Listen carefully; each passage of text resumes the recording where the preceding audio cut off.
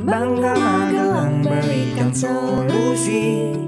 Ruang rambutnya Wong Magelang merumuskan visi di Magelang TV. Hanya di Bangga Magelang, ruang rembuknya Wong Magelang. Salam jumpa pemirsa, bagaimana kabar Anda? Di era globalisasi dalam dunia usaha kerja, banyak sumber daya yang membutuhkan sumber daya manusia yang berkualitas. Tetapi di sisi lain, banyak tantangan-tantangan tersendiri yang dihadapi bagi para penyandang disabilitas. Tak hanya itu, kaum minoritas ini juga memiliki berbagai cerita yang mungkin didapatnya dari berbagai hal atau cerita dari kehidupan nyata yang dialami ketika mencari pekerjaan. Benarkah masih ada diskriminasi di lingkungan kita? Kali ini kita akan berbincang bersama rekan-rekan sahabat-sahabat saya.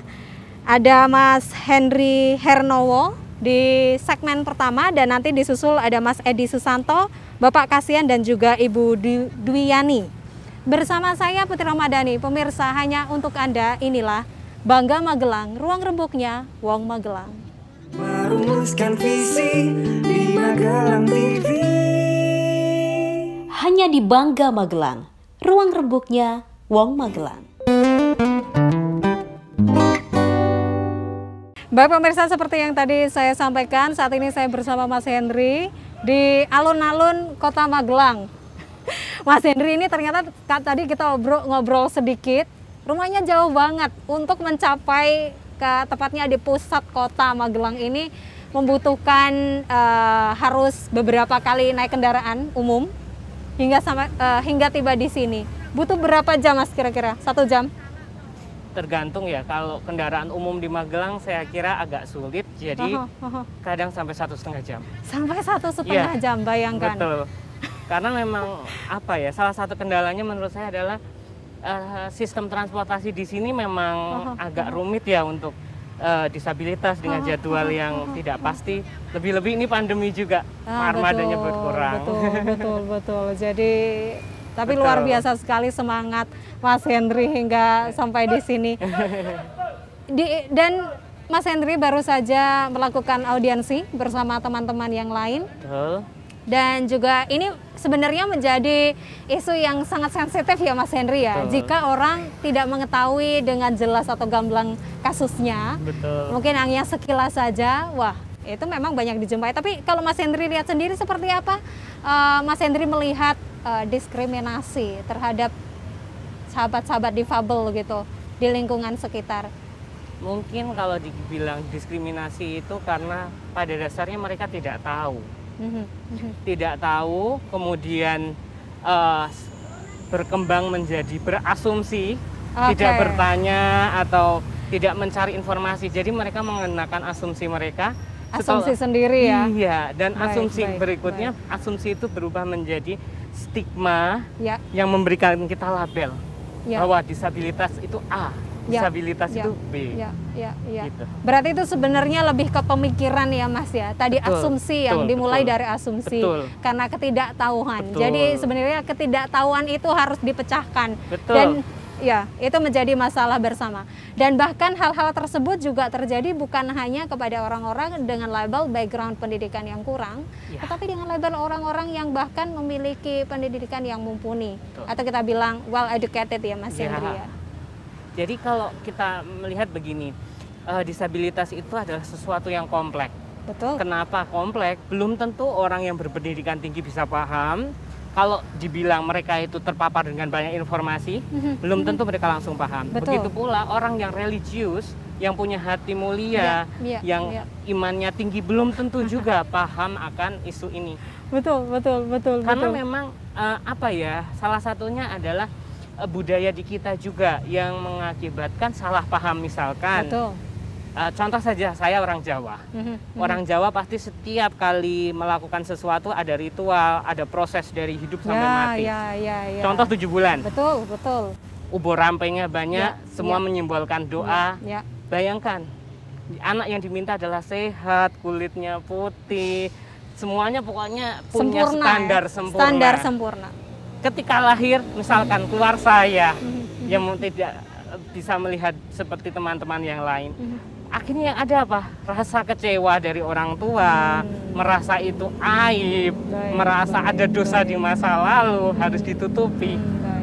Jadi apa ya? Ketika kita mau memecahkan, ya mungkin paling sederhana adalah mulai belajar, mulai terbuka. Karena itu seperti konstruksi pemikiran dari awal ya. Iya. Maksudnya konstruksi berpikir masyarakat itu sudah berpola seperti itu, Iya. baik di desa maupun di kota. Betul. Dan ketika mereka sadar akan, oh ya saya mau peduli sama disabilitas, tapi pedulinya kadang salah juga, mengasihani. Itu yang sangat masih banyak. Jadi kita sebagai subjek santunan. Ya, saya paham.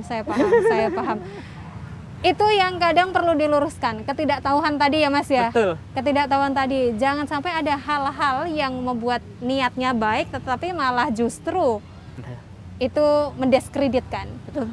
Ya. Jadi, ada kisah atau ada cerita yang bisa di-sharekan kepada kami yang pernah Mas Henry alami sejauh saya ini? sendiri merasakan itu. Karena saya jujur, saya pernah mengakses sebuah rehabilitasi sosial bagi penyandang disabilitas sensoris netra. Otomatis kan saya akan dapat pelayanan berupa keterampilan, utamanya keterampilan memijat. Tapi di sisi lain, kami misalnya pas hari libur, kemudian Imlek, karena ini barusan Imlek kan, atau pas hari raya yang besar, sumbangan yang masuk banyak sekali, uang, bingkisan. Mungkin kalau bagi orang yang biasa melihat enak ya semua kebutuhannya sudah tercukupi. Betul. Tapi coba tanya ke perasaan saya. Bukan itu yang dibutuhkan Mas Henry. Bukan. Tapi kesempatan menjadi manusia seutuhnya. Betul.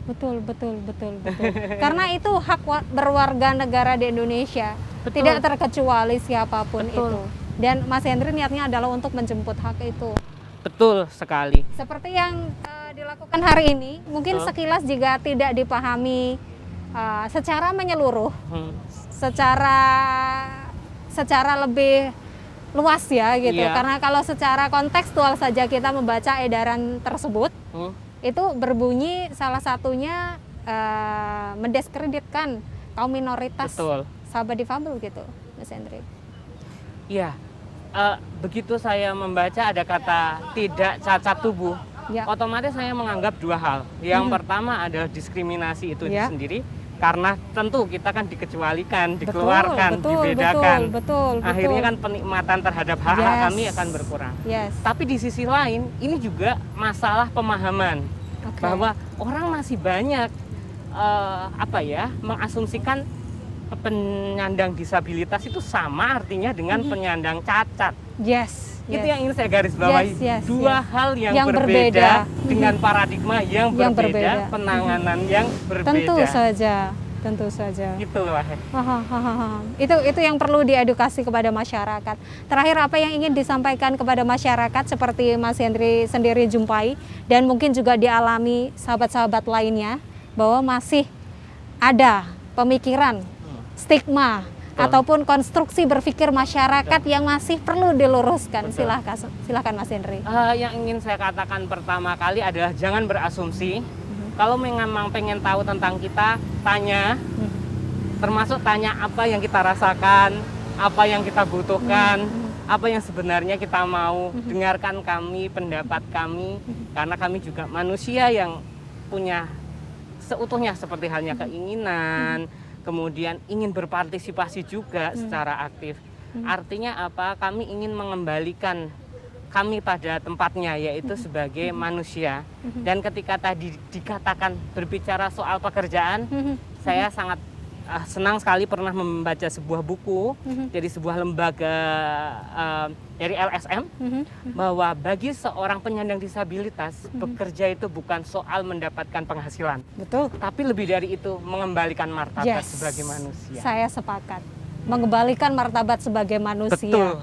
Itu sebenarnya hal-hal yang perlu diluruskan dan perlu dipahami masyarakat. Nanti masih kita akan kembali lagi dengan salah satu sahabat kami juga, sahabat dekat Mas Henry juga, bersama Mas Edi Susanto di segmen berikutnya. Pemirsa, tetaplah bersama kami.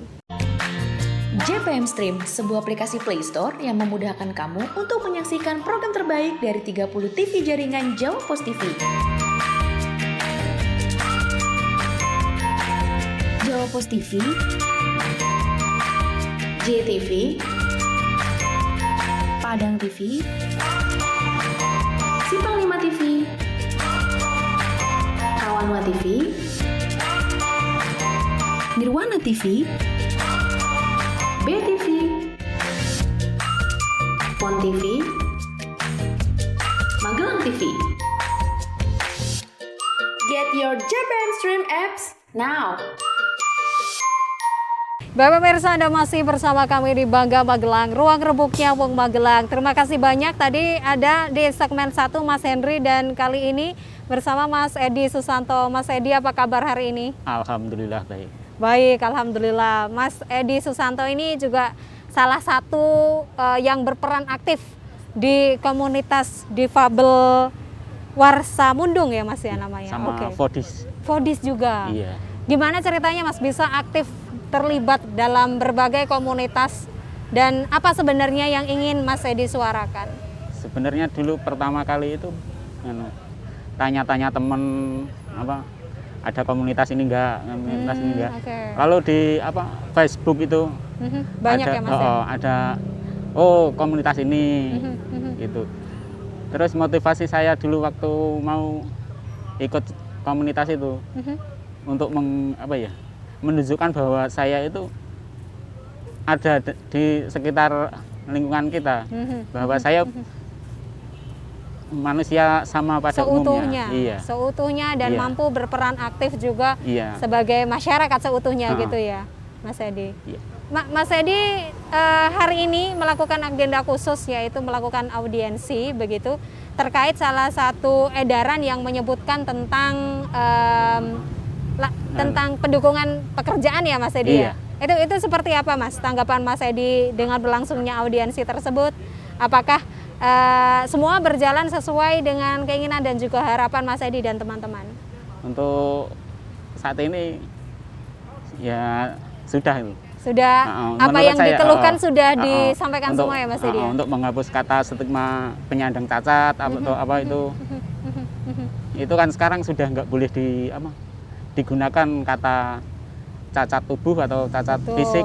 Harusnya difabel atau disabilitas ya Mas Iya. ya. Ada pengalaman-pengalaman yang pernah Mas Edi alami mungkin yang tentu itu mohon maaf sebelumnya mungkin Iya. sangat pahit untuk diingat gitu. Tetapi ini bisa menjadi pembelajaran juga bagi masyarakat gitu. Pengalaman yang Pribadi. seperti untuk saat ini saya nggak, untuk lingkungan saya masih welcome untuk kadang, tapi kalau di luar ada orang melihat saya itu dengan tatapan yang bagaimana, itu kadang saya juga rasanya gimana gitu. Sama Iya, iya. pasti tidak mudah ya Mas Edi. Iya. Ya, saya paham itu bukan sesuatu yang mudah untuk diceritakan. Tetapi untuk pekerjaan sendiri, apakah Mas Edi juga mengalami hal yang serupa bagi orang-orang yang mencari pekerjaan begitu? Seperti apa Mas Kalau Edi? saya saat ini bekerja di rumah, dibuatkan warung sama saudara, diminta untuk menjaga warung. Masya Allah, oke. Jadi untuk lingkungan sekitar Mas Edi dan juga keluarga, alhamdulillah sangat mendukung ya Mas Edi ya. Dulu kadang malah saya yang minder sendiri untuk bertemu orang, malu. Tapi untuk sekarang ini ya sudah biasa saja. Apa yang membuat Mas Edi sekarang merasa biasa saja atau merasa lebih terbuka kepada orang? Saya lihat Mas Edi ini juga aktif juga di sosial media. Beliau adalah salah satu yang sering memberikan komentar di akun sosial media Magelang TV. Terima kasih banyak Mas Edi. Apa Mas Edi yang membuat Mas Edi lebih terbuka saat-saat ini? Ya, pada dasarnya manusia itu diciptakan sama oleh Tuhan. Jadi nggak ada yang membedakan antara yang difabel dan non difabel, itu nggak ada. Betul. Yang membedakan itu adalah perbuatan baik kita sama sesama manusia. Betul, betul. Kalau lingkungan kita sama orang baik, kita pasti diterima. Betul, betul, betul, betul. Jadi akan kembali lagi ya kebaikan kita. Kepada diri kita, kebaikan Iya. kita akan kembali ke Betul. diri kita sendiri. Betul, betul. Karena Tuhan sendiri nggak pernah menciptakan manusia dengan kekurangan. Betul, betul. Semua betul. diciptakan dengan kelebihan masing-masing. Iya, saya percaya itu. Tapi apa Mas tantangan yang masih dijumpai hingga saat ini? Untuk saat ini apa ya? Untuk bekerja untuk kedepannya kan, misalkan kita nggak cuman di warung terus, misalkan Iya. bisa berkembang lebih luas lagi. Dan Pekerjaan yang lebih baik ya, Iya. Mas Edi ya. Mas Edi, siapa sih orang yang paling berperan dan selalu mendukung Mas Edi sejauh ini? kedua orang tua dan lingkungan. Masya Allah. Seperti apa mereka mendukung Mas Edi? Mereka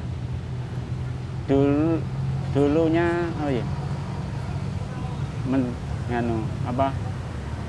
dalam kondisi saya seperti ini, mereka rela pergi untuk mencarikan obat, untuk Masya ke Allah. pengobatan. Segala macam cara dan upaya mereka Iya. lakukan untuk Mas Edi. Apa yang ingin Mas Edi sampaikan kepada orang tua? Mungkin jika mereka menyaksikan ini. Saya hanya ingin mengucapkan terima kasih kepada ibu bapak saya yang selama ini telah ngemong saya dari bayi sampai saat ini dan mau menerima saya apa adanya seperti ini, dan mereka tidak malu dengan apa yang ada pada diri saya. Untuk masyarakat atau lingkungan mungkin terkait kehadiran atau sahabat-sahabat difabel yang sedang mencari pekerjaan atau sedang berjuang di luar sana. Untuk teman-teman yang lain, selalu berjuang, jangan mudah menyerah. Kesempatan itu pasti ada. Bagaimana kita mencarinya, Harus pasti berusaha akan sebaik mendapatkannya. Kita harus berusaha. Harus berusaha untuk mendapatkan kesempatan itu.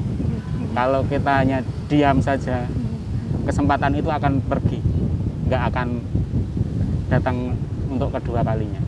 Terima kasih banyak Mas Edi. Saya belajar juga dari Mas Edi untuk tetap bersemangat. Jadi siapapun di luar sana yang saat ini tengah berjuang, tetap bersemangat. Karena siapapun memiliki kesempatan itu dan siapapun bisa meraihnya. Nanti kita akan kembali lagi di segmen ketiga. Terima kasih banyak Mas Edi. Nanti masih ada dengan sahabat-sahabat lainnya, ada Bapak Kasian dan juga ada Ibu Dwiyani. Jangan beralih dari tempat duduk Anda. JPM Stream, sebuah aplikasi Play Store yang memudahkan kamu untuk menyaksikan program terbaik dari 30 TV jaringan Jawa Pos TV. Jawa Pos TV, JTV, Padang TV, Simpang 5 TV, Kawanwa TV, Nirwana TV, BTV, Pon TV, Magelang TV. Get your JPM Stream apps now. Pemirsa, Anda masih bersama kami. Kali ini saya bersama Mbak Dwiyani, atau saya manggilnya Mbak Dwi aja. Iya. Biar lebih akrab. Iya, iya. Mbak Dwi, sehat ya hari ini? Gimana kabarnya? Alhamdulillah sehat. Sehat walafiat, Mbak. Alhamdulillah, meskipun di tengah corona sepertinya tidak menghalangi aktivitas kemana-mana ya Mbak Dwi? Iya, tidak menghalangi. Karena kan harus menjaga terus. Betul, betul. Kalau kesibukannya akhir-akhir ini apa Mbak Dwi? Akhir-akhir ini saya kan kemarin-kemarin sebelum corona kan memang kegiatan yang ini kan di di komunitas. Komunitas. Tapi kan di rumah saya kan sebelum corona ya pandemi ini jualan. Jualan. Tapi berhubung pandemi Sepi di ya, Mbak, sekolahan kan enggak masuk kan. iya, Terus iya, di iya, rumah iya. nitip-nitip gitu. Oke. Apa Mbak yang dijual biasanya, Mbak? Ya seperti gorengan, mie, ya macam-macam jajanan apa? Pasar lah. Jajanan pasar ya. Mbak Dwi sendiri yang bikin? Iya. Wes. Boleh ya lain kali Mbak Dwi bawa buat Iya, saya. Mbak. Iya. Boleh. Kalau nggak nanti saya ini deh pesen di Mbak Dwi. Mbak Dwi ada cerita seputar pengalaman pekerjaan yang selama ini Mbak Dwi alami sejauh ini. Mbak Dwi kan mungkin yang dilakukan sebelum ini adalah bikin-bikin kue gitu. Adakah pengalaman pekerjaan lainnya ataupun pengalaman mencari pekerjaan yang bisa di-share ke kami? Pengalaman pekerjaan sih ada, tapi sebelum apa ya, saya kenal di komunitas disabilitas ini, saya belum tahu kalau ternyata banyak teman difabel seperti saya, belum. Nah, tapi saya udah masuk dalam yayasan. Nah, di situ saya kan kursus menjahit. Nah, kursus menjahit terus mungkin kan sebenarnya dari pabrik itu ada syarat yang harus mungkin kan yang kursi roda tidak masuk gitu kan, tidak masuk kriterianya. Tapi ternyata nggak tahu kenapa itu atas nama Duyane itu ada tulisannya, tapi sudah dapat panggilan gitu, tanpa seleksi. Jadi harus langsung bisa masuk. Tapi kagetnya di situ itu pegawainya kaget. Kok Duyane pakai kursi roda, gitu? Mbak? Ini pakai mesin jitu. Itu awalnya saya mikirnya, loh, mesin jitu kan besar. Padahal yang saya pernah ini kan mesin biasa. Yang pakai dinamo itu. Tapi saya kan pengen berusaha. Saya nggak cuman ingin memperjuangkan haknya ya, Mbak ya. Enggak seperti nggak mau diremehkan, saya juga bisa gitu. Pokoknya saya berusaha bisa kan. Tapi saya belum pernah mencoba, tapi saya bilang bisa gitu. Bisa, Bu. Mbak, memangnya pakai mesin jitu bisa? Insya Allah bisa, Bu. Saya bilang gitu langsung. Terus sama ibunya, ya udah coba dulu ya, Mbak. Saya kok ragu karena kan kaki saya lemah kan dari pinggul sampai ke bawah. Mungkin nggak bisa kan, biasanya kalau jitu kan harus motong benangnya pun dari sini kan. Tapi kan bisa diakalin, nggak harus tidak harus kaki kan? Iya. Tetap kaki, Mbak. Cuman pas kan saya tetap gerakin pakai tangan. Iya, pakai tangan. Maksudnya ada bantuan lain untuk menggerakkan itu. Tetap ada solusinya kan. Betul. Selagi tetap berusaha. Optimis lah. Betul, optimis. Lalu gimana setelah itu? Saya penasaran sekali. Langsung masuk. Masya Allah. Langsung masuk. Alhamdulillah di pabrik itu kan mbak-mbaknya juga baik-baik kan. Masya Allah. Mereka menerima dengan baik ya, menerima, tapi kan ada beberapa teman saya juga difabel. Tapi yang kebetulan yang pakai kursi roda cuma saya sendiri. Akhirnya mungkin kan dari awal diragukan. Nah, dapat perhatian malah tambah, mungkin kan dari awal tidak bisa jadi mungkin kan dikasih tahu ini gimana, pakai jitunya gimana, gulung ngasih masang benangnya kan sama sekali saya tidak bisa. Tapi dikasih tahu mungkin karena saya antusias pengen bisa dan ya. Niatnya besar sekali untuk mungkin, itu ya, optimis, mungkin. luar biasa sekali. Setelah itu saya lalui beberapa hari gitu kan. Ada beberapa teman yang malah tidak kerasan, Mbak. Saya pertahankan kan, masa tiap hari ada yang nggak masuk. Akhirnya keluar, mungkin nggak sabar atau gimana mungkin ya. Memang kayak gitu butuh ketelatenan ya, Mbak Dwi ya. Tapi kan saya pengen bekerja itu, rasanya bekerja sendiri itu gimana, maksudnya jadi payah sendiri gimana gitu. Akhirnya saya dengan percaya diri saya, insya Allah saya mampu gitu, berusaha tiap hari masuk. Akhirnya cuman satu saya yang difabel di pabrik hingga hingga kan di Solo banyak- itu. Iya, iya, beberapa sampai ya itu memang butuh ketekunan ya Mbak ya. Mungkin Mbak Dwi bisa menceritakan secara singkat apa sebenarnya yang masih menjadi tantangan hingga saat ini bagi kaum difabel, Mbak? Kalau tantangannya banyak sih, tapi ada beberapa yang paling difabel itu sering masih diskriminasikan, masih dipandang Masih sebelah mata kan, dipandang sebelah mata. belum diterima di lingkungan sekitar, masih diremehkan lah, Oke. enggak seperti yang kelihatan menurut beberapa orang kelihatan tetap ada lebih beberapa yang merasa sumber daya. tersisih gitu loh Mbak. Oke.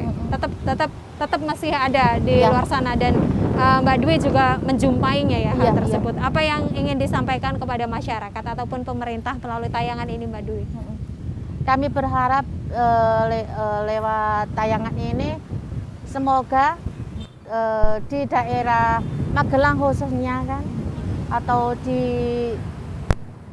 dimanapun Ya. lah, di kawasan manapun menerima difabel, memberi kesempatan, peluang lah untuk menghidup mandiri, terus menerima kekurangan dan kelebihan difabel tuh gimana. Betul. Karena pasti ada kelebihan.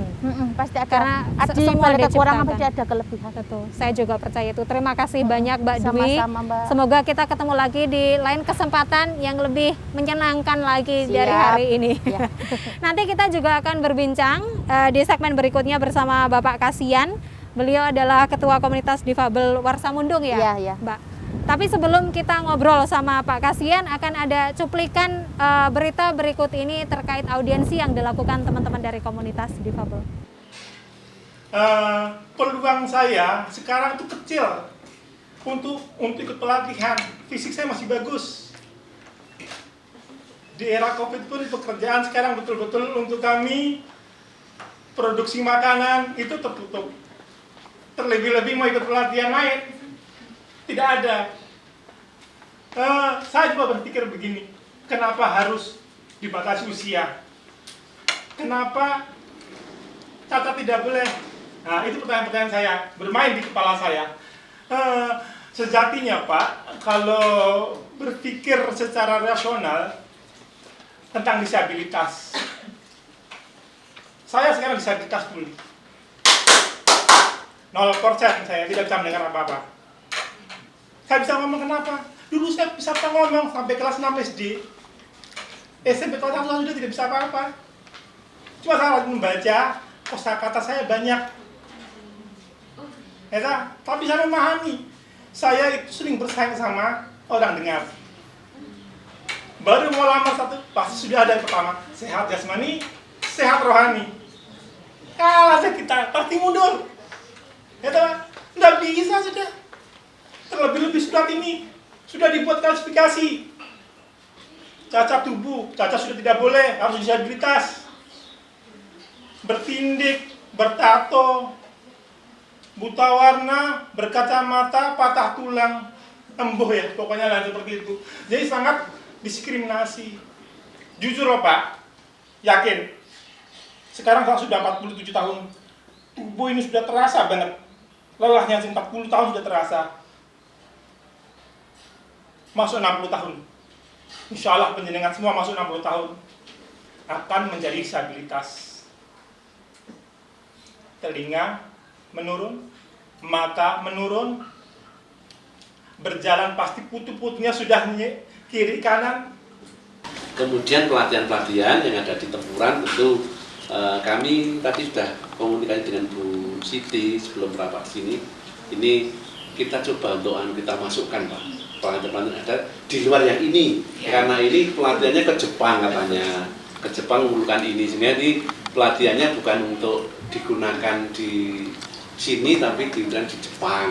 Tapi walaupun bagaimanapun saya tidak akan bahas surat ini kebenarannya dan sebagainya. Saya sudah salah, saya ngaku salah dan saya minta maaf karena ketidaknyamanan tulisan dari atas di contoh sama UPT kami di bawah kami itu kemudian menimbulkan reaksi yang mungkin tidak nyaman. Dan ini saya minta maaf sekali lagi, saya mohon maaf, mudah-mudahan penjelasan semuanya bisa maafkan ya. Bisa ya? Jadi karena ada pra-pemagangan itu kita menyiapkan, saya cuma sedikit bertanya, kita menyiapkan peserta untuk ikut seleksi di provinsi terkait dengan pemagangan Jepang. Jadi makanya kami tulis pra-pemagangan, bukan langsung magang. Jadi kami punya kegiatan untuk menyiapkan peserta yang ikut untuk nanti bisa ikut seleksi di tingkat provinsi. Nah kebetulan kami koordinasi ke provinsi, itu syaratnya memang karena itu di Jepang, jadi syaratnya sudah ditentukan. Jadi kami mohon maaf, apa yang ditulis di sini kami sadur, kami tulis sesuai dengan syarat yang dipersiapkan. Dan ini memang hanya 3 karena kita targetnya 48 orang. Kita satu pelatihan itu 16 orang. Namun selain di sini, selain kita pelaksanaan 3 kegiatan ini, kita juga masih mempunyai 6 paket kegiatan pelatihan yang dari APBD maupun 6 kegiatan yang rencana dari tingkat pusat atau lewat BLK binaan dari Semarang.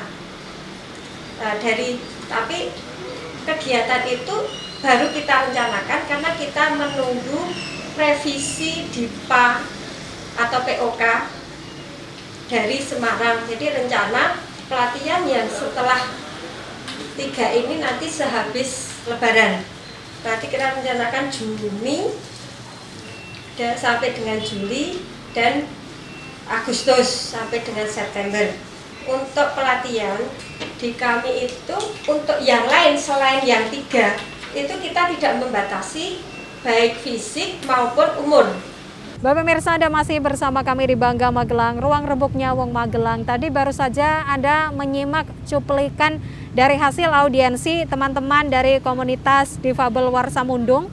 Dan beliau ini, Bapak Kasihan, merupakan ketua dari komunitas Difabel Warsamundung. Seperti apa Pak tanggapan tadi dengan adanya audiensi yang sebenarnya kalau dilihat isu-isu terkait bagaimana ketersediaan lapangan pekerjaan bagi kaum minoritas, mohon maaf, ataupun kaum difabel itu masih cukup menjadi perbincangan yang serius dan juga menjadi isu sensitif gitu setidaknya. Seperti apa tanggapan Pak Kasihan sendiri? Ya, kebutuhan lapangan pekerjaan bagi disabilitas itu memang sangat terbatas ya, sangat terbatas. Ini dikarenakan ada aturan-aturan, kebijakan-kebijakan yang memang belum berpihak kepada disabilitas.